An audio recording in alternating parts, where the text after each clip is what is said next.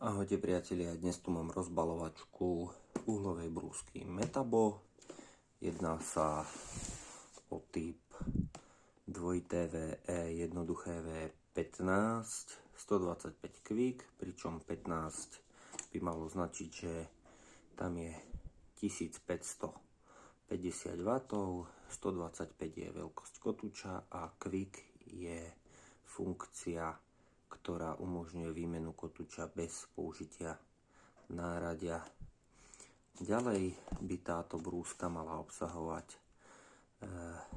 výkonný motor, ktorý má dlhú životnosť, nejakú ochranu proti zaseknutiu kotúča a veľa rôznych ďalších funkcií, ktoré si určite ukážeme. V kartónovej škatuli sú návody a nejaké bezpečnostné pokyny.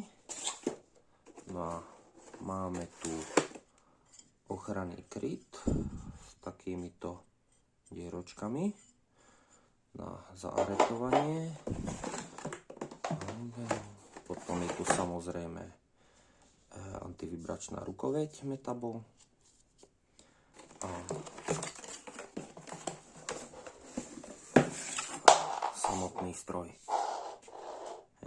Tak ako som spomínal na začiatku, je tu Metabo Quick, čiže beznástrojové vymienanie, pričom by to malo fungovať takým štýlom, že keď vypnem uhlovú brúsku, stlačím toto tlačidlo, tak sa mi povolí automaticky táto matica.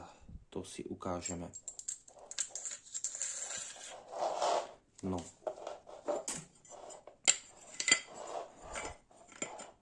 Kryt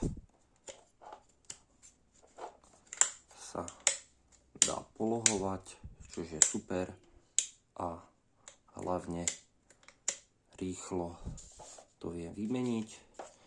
Sem si našrobujem ručku.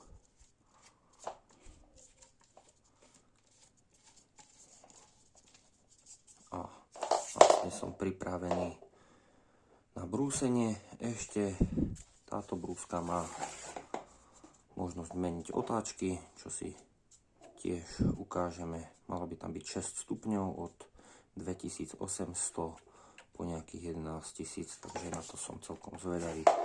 Tak uvidíme, čo to dokáže. Zatiaľ to vyzerá veľmi pekne. Takže funkčný test uhlovej brúsky. Založím si kotúčik.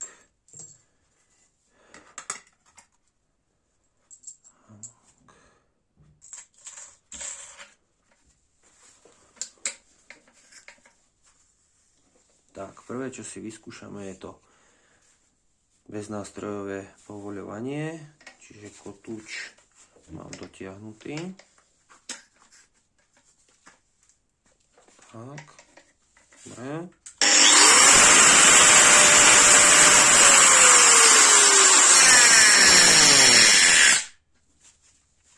Tak. Matica pekne povolená.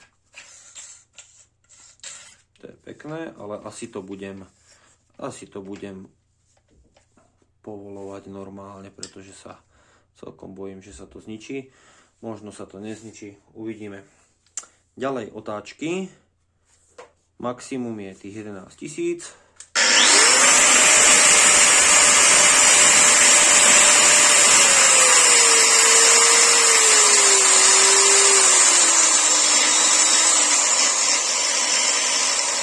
A 2800.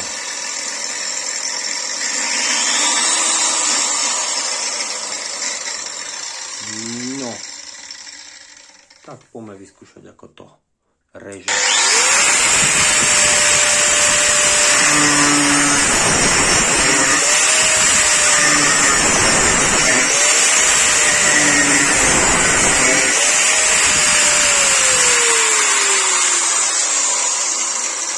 Som príjemne prekvapený, reže to veľmi dobre, hlavne je hodne silná.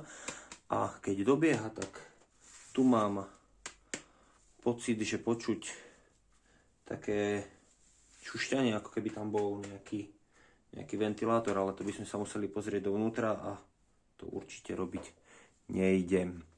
Hej, skúsime si tam dať iný kotúč.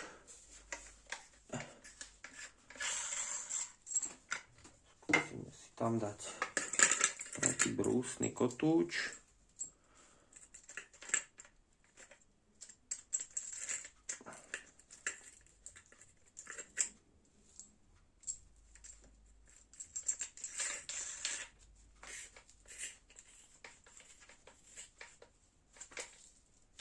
Tak, znížime si otáčky na tých 2800 a ideme skúsiť brúsiť.